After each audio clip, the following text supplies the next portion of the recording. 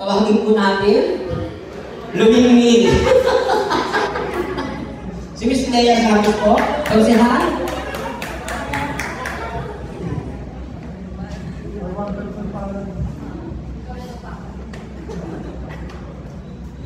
Ayan, magandang gabi po sa inyong lahat. Ang ikikwento ko na lang kung paano ba ako nagsimula. Actually, yung experience ko na parang bago ko sa ASF eh. Actually, hindi pa ASF nun eh. Tapos, parang 2 months pa lang ako, bagong salka. Yung adjustment sa akin, na bigla ako naging luning-luning, sobrang ang hirap. Kasi makikinisama ako kay Tita Ana na alam ko na sobrang stricto siya at very professional. Pero, pinakita ko yung best ko kay Tita. Pinakita ko sa kanya na deserve ko yung position ko. Kahit na bagong salta lang ko sa grupo niya.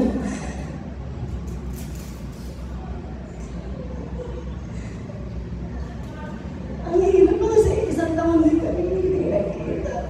Tapos malalaman ko eh, Mama Agon, gusto pa makita kay Tita Ana. Sobrang busy kasi hindi ko nagawa. Minsan gano'n din ako sa mga kaibigan ko. Medyo nakafocus din talaga ako sa mga ginagawa ko sa buhay ko. Kaya minsan medyo yung mga friends ko, medyo nalagiging last priority. Parang nakakalungkot lang na sana napagbiglan ko muna siya. Basta Tita Ana, mahal ka namin, maraming salamat sa mga disiplina hanggang ngayon dinadala ko sa career ko.